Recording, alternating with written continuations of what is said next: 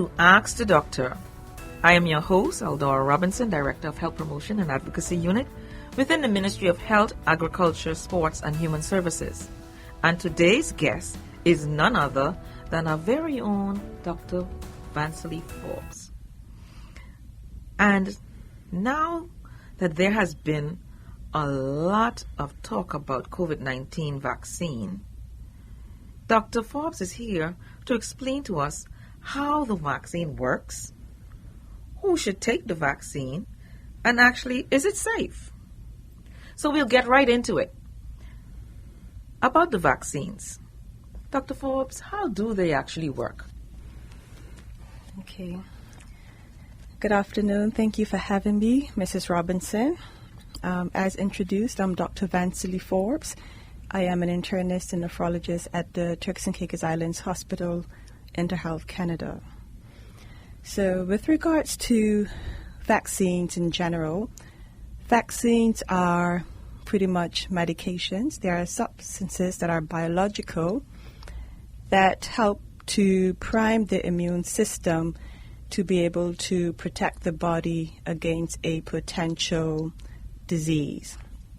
And to go into a bit more detail, once a person is injected with this substance, this vaccine then usually contains a portion or a whole virus or bacteria or whatever disease that we're trying to protect the person against.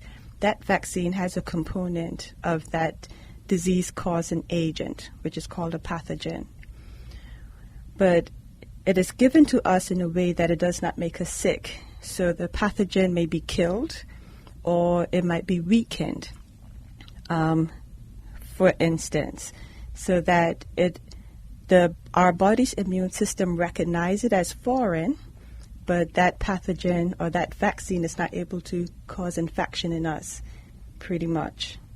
When our bodies recognize the vaccine as foreign, the immune system goes to work, producing cells, B lymphocytes and T lymphocytes and so forth, in order to defend the body against that pathogen. And then it also builds up a memory, so that once the body is defended, if that pathogen was to represent itself to the body remembers it, the immune system remembers it, and can attack it and eliminate it immediately. Mm. So that is pretty much how vaccines work. You expose the body to a small amount of pathogen, a weakened pathogen, or an incompetent pathogen, to allow the immune system to develop a defense against that pathogen for any future exposure. Okay, so are you saying then that the vaccine more or less boosts the immune system to fight off infections or diseases? Is that what you're saying? So vaccines are specific. Mm-hmm. So yes is the short answer to that question. Oh, okay. So a vaccine is specific to a particular organism. Right. So a vaccine against one virus wouldn't protect you against other conditions. Okay. Mm-hmm. So, but yes, the vaccine.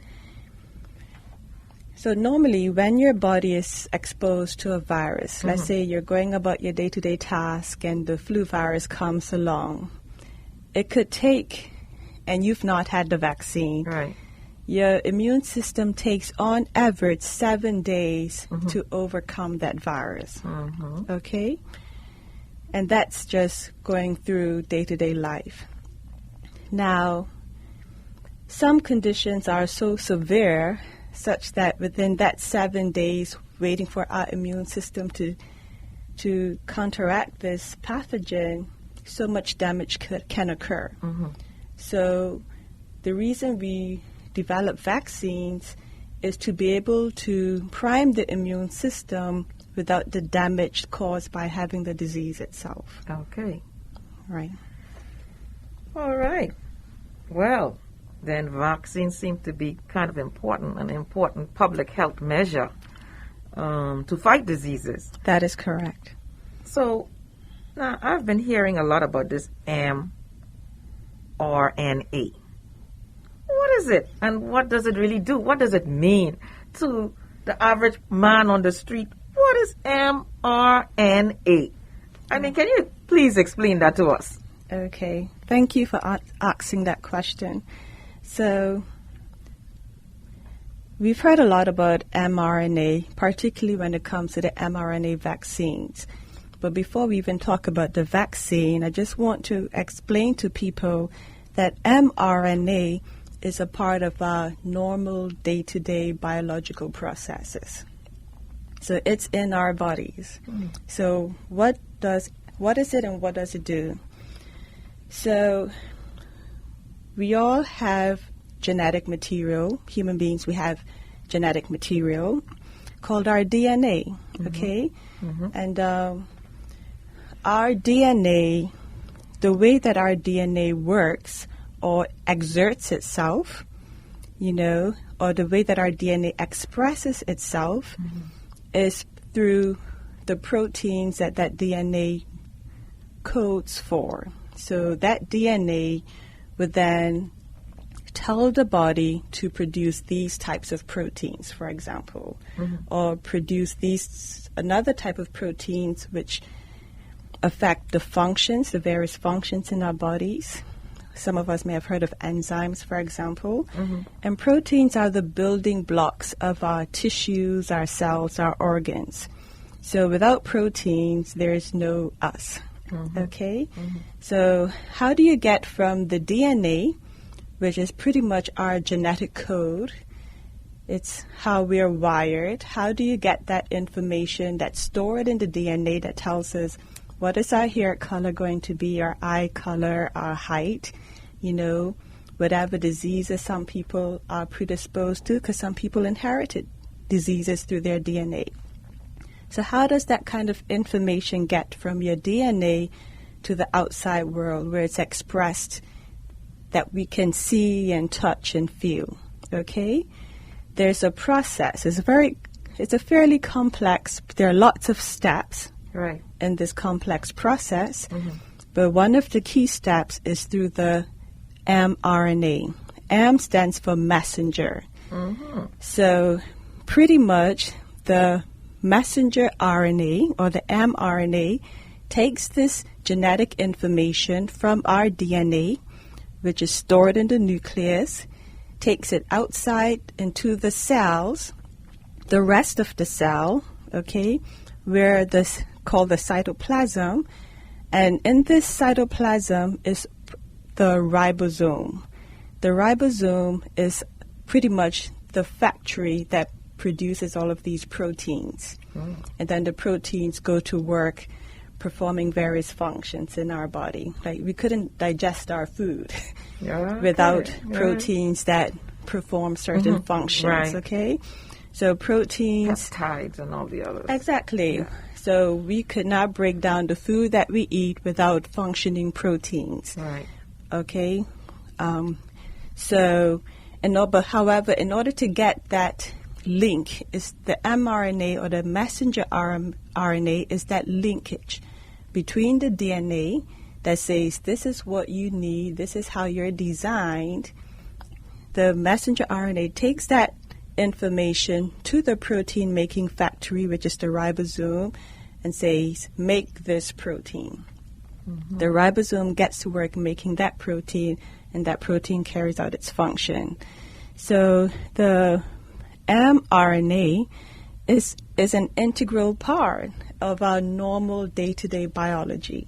Without it, we would not exist. Okay. Well, before I ask you the next question that has me a bit curious. Sure. There's one more. Because I've heard persons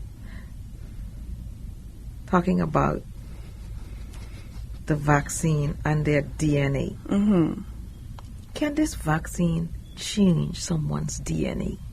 So that's a very good question, and that's what a lot of people are asking. Yeah. So that's, so the short answer is no, okay? Mm-hmm.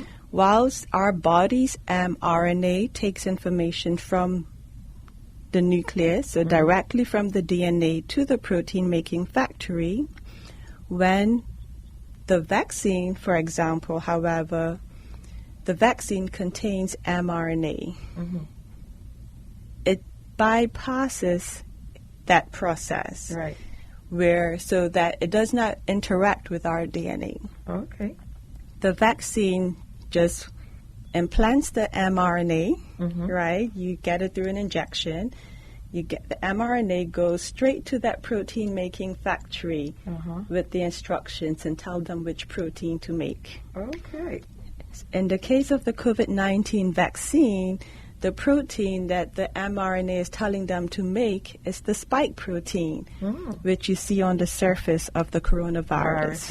Yes. So that is the specific instruction that mRNA is giving to the ribosome, to that protein-making factory. Say, make that protein, and that's a spike protein. Quite interesting. It's not giving it any other instructions. It's very specific to the spike protein, and it's not interacting with our DNA. It just goes straight to the protein-making factory to say, make the spike protein. Okay, so are you saying then that is how the mRNA vaccines work? That is correct. Yes. Okay. So how were the mRNA vaccines developed and so quickly? How were they developed so quickly for COVID-19? And that's another question that a lot of people have on their minds. Okay. So that's a good question. We'll talk about how they were developed so quickly. So mRNA is synthesized in a lab. So we are not taking any part of the virus to make the vaccine. Okay. Once the scientists were able to read the genetic code of the virus, you were able to make a copy of it. And so once you knew which part of the genetic code gave rise to the spike protein, then the scientist was able to build that in the lab. Wow. Okay, so there's no part of the virus in it. So you build it in the lab based on the genetic code that you can see on your computer screen. Okay, and then because it's something that you can synthesize in the lab, it's also something that you can do very quickly. You're not waiting for the virus to grow and multiply naturally. You make it, and you can also scale it up very quickly.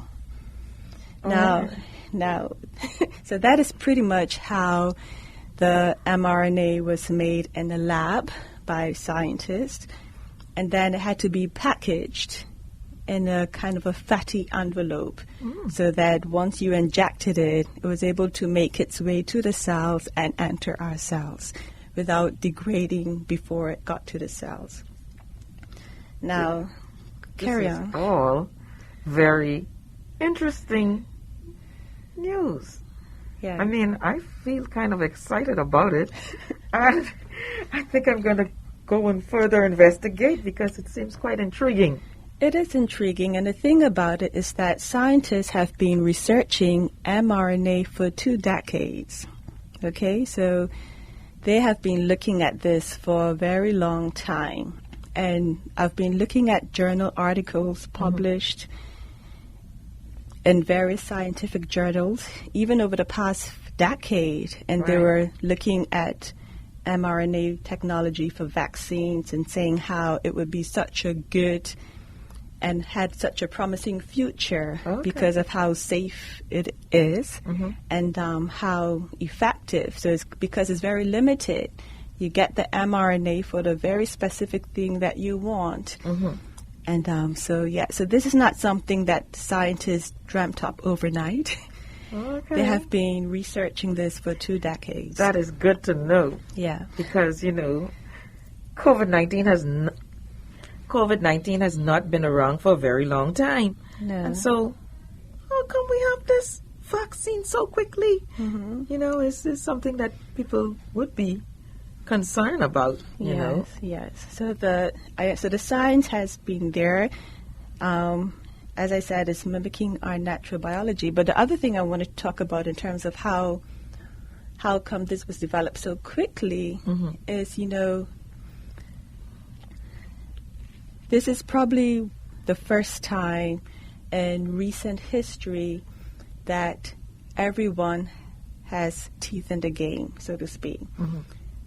COVID-19 has been so devastating to the world, to health, you know, so even healthcare professionals, you know, thousands have lost their lives worldwide. You know, it affects the rich and the poor. World leaders have gotten ill. You know, Caucasians, blacks, it affects every race. And it doesn't distinguish between your level of education or your poverty level. And so no one's untouched by this virus. And therefore, and then it affected the economies, the global economies. Yes, it certainly has. You know, and it has been devastating. And a lot of people are going hungry. Exactly. So it's in everyone's best interest for this pandemic to come to an end and as quickly as possible. Therefore, governments who maybe in the past, well, I'm not going to make any assumptions about their activities, but governments, manufacturers, investors, the science community, they've been dedicated to seeing this come to an end. So when you have all of the resources being shunted towards this development, personnel working day and night, it just shows us what we can accomplish when people are interested and work together and are committed. And I think it's because it's been so devastating that everyone has had teeth in the game. It's in everyone's best interest for this to end. And I think that's another significant reason why there was so much funding behind it, why we could get this to scale and to production so quickly. So then, the mRNA, it's kind of a mouthful, mRNA. It is. Yeah. Are these vaccines safe? Well, that is a good question. And we can go based on the safety data from the trials. So these they've reached phase 3 clinical trials. And so, well, even before the vaccinations were approved, for the mRNA vaccines in general, you've had at least 70,000 persons being exposed or being a part of the mRNA vaccine trials. And they monitored these persons, you know, for over 2 months, over 3 months, and then the monitoring is ongoing, So based on the results of the trials, what they found is that common side effects of the mRNA vaccines are local reactions at the injection site, such as discomfort or swelling or a bit of redness. Well, that's what you get with most vaccines. That is correct. And then those last for 2 days, the most, 2 or 3 days. And then other common side effects were pretty much flu-like symptoms, fever, fatigue, you know, feeling tired, a bit achy. And again, those were common side effects, again, lasting no more than 2 to 3 days. So those were the common side effects of the vaccine. There were only a few people, so less than 10 people, you know, so just a few people who had severe allergic reactions. And then as the vaccine was rolled out, so once the vaccines were approved and you started having the vaccines being administered, you started seeing more reports of the severe allergic reactions called anaphylaxis. In the UK, they noted that 2 of the healthcare workers who had early severe allergic reactions had a history of previous allergies. Right. And that is what caused the UK regulators to give the advice that persons with a history of significant allergies should avoid the Pfizer vaccine. Right. Okay? But so those were pretty much the reported side effects. And to date, worldwide, more than 9 million people have had a dose of a vaccine. Okay. So in the USA, more than 4 million, in the UK, more than 1 million. And so if we were having widespread, significant side effects, we would know it, right? Yes, we've seen the clips of people fainting and so forth. But again, the most serious side effect that has been seen with the mRNA vaccine would be the severe allergic reactions. Right. And so, that is why we advise people with significant allergies to avoid getting the vaccine. Right. And if you're not certain, speak with your healthcare provider. Exactly. Yes. And who? You started with who should not take the vaccine, but who should now take the vaccine. Explain to us who should get it. Okay, so that is an important question, and I'm going to approach it from the point of prioritization. So what we know about the COVID-19 disease is that the majority of people, have mild symptoms. But having said that, the majority of people have mild symptoms, but there are so many people who are becoming severely ill and who are dying from COVID-19. And the death rate of COVID-19 is significantly higher than the regular flu. Right. And it's also highly contagious.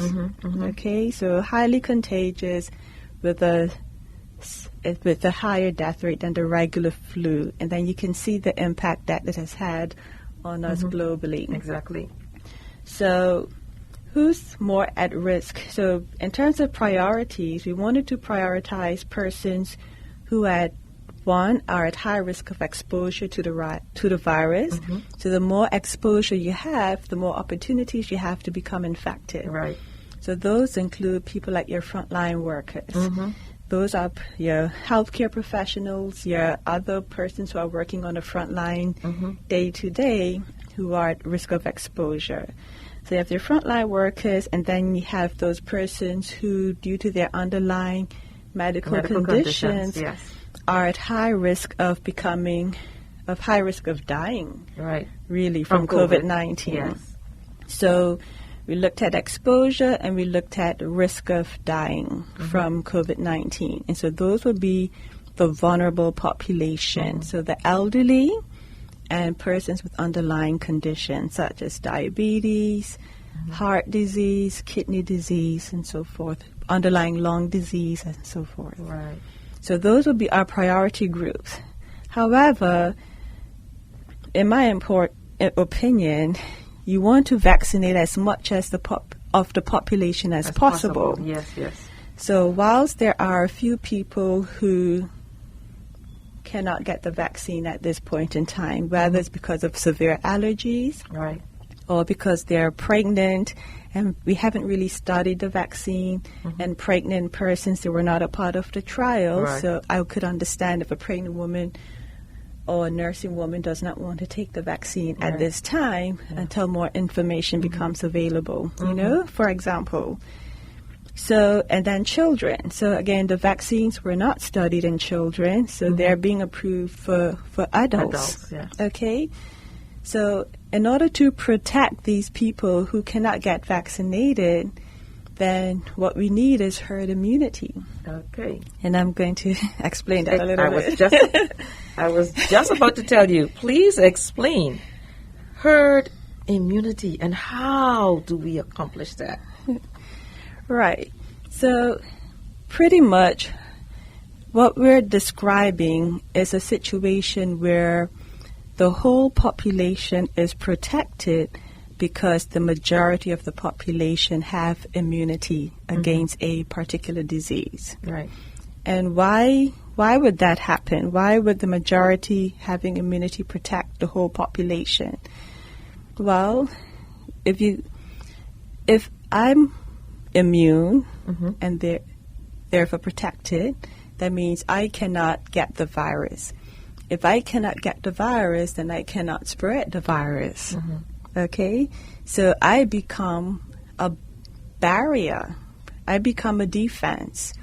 And the more people you have in your community who are defenses, then even if that person who is immune is exposed to the virus, it stops with them because they don't get it, they can't spread it.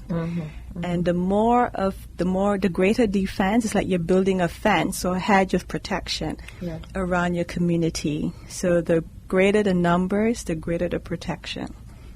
Okay. That is quite interesting. So do you think that that's where we are headed? I think,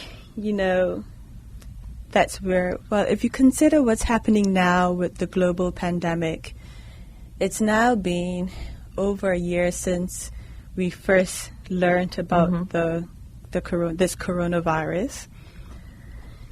And if the virus was showing signs of slowing down, I know, right? We could take our chances. Right. Right? But if you look around you, what's happening in the world, and whatever happens elsewhere, we are vulnerable to it. We are tourist destinations and so forth, and we travel ourselves. We love to travel. So, and our economy is impacted by what's happening in the world as well. So pretty much a year out, there are more people being infected every day than ever before. So this current surge is worse than the surge we had in the spring. Right. That's worldwide. Okay? Hospitals are over capacity. Recently some hospitals in parts of the U.S. have been telling the ambulance crew not to bring the patient to the hospital if they don't think the patient has a chance of survival. Right. That's where they've and that's a lot of responsibility on the ambulance crew. Driver, yes. So, driver, but the crew. Yeah, and in the UK, in some parts of England, southern England, where patients were being treated in ambulances because the hospitals were full. So literally, we're over capacity. People are being treated in break rooms. They've converted break rooms to hospital rooms. Right. So the point I'm trying to make is the virus is not going away just like that. Right. It seems to be, spreading faster than ever. And there's a new strain. It's constantly mutating. Yes. And, at the end of the day, how do pandemics end? The only way to end this pandemic safely is through effective vaccination. Now, and that's through herd immunity. Right now, we don't have a cure for the virus. No. Okay? And aside from, the impact on our healthcare systems and people dying, there are people who recover and have symptoms many months later. It's called long COVID. People are still short of breath, even though they no longer have the virus. Some people need a lung transplant because of how much damage. Complications. Some people are still on dialysis. Have heart disease, have memory loss, and so forth. So basically, it hasn't gone away. And, so we need to do something to end this fast. Right. So are you encouraging persons then to get vaccinated? Yes. Okay. All right. Yes. So that's a short answer. People want to get back to normal. I want to get back. We all want to get back to quote unquote normal. Well, I don't think we're going to ever get back to the old normal. We're going to have this new normal. We're going to have the new normal. Less restrictions, maybe. Well, but the new norm. A new norm. So that brings me to the point where persons who get the vaccine may become complacent and think, well, I've been vaccinated. I don't need to wear my mask and I don't need to social distance. Yeah. You know, we still need to wear our masks. It needs to cover our nose and our mouth. And we still need to social distance. And for God's sakes, we need to continue to wash our hands frequently and properly. You know, because we still need to keep those tools that we've been using even though the vaccine is here. Yes. So until herd immunity is declared, and the Ministry of Health and the World Health Organizations have said the pandemic is over, and we've been released from certain restrictions, then we would just have to continue with the Ministry of Health guidance. Exactly. Until we reach to that point. Even though you may have been vaccinated, yes. You know, we just need to continue to protect all of us. Yes. We need to continue until we are advised that those restrictions or those guidelines have been lifted. Yes, I agree. Totally agree. So, do you have any final words that you would want to leave with the Turks and Caicos? Well, thank you again, but pretty much be safe and get vaccinated. Thank you. Okay, great. So I would also like to remind persons, if you're having symptoms of COVID-19, to call the hotline. Don't be afraid. And there is also the advice line if you have any questions that you would like to ask. Until next time, have a great day.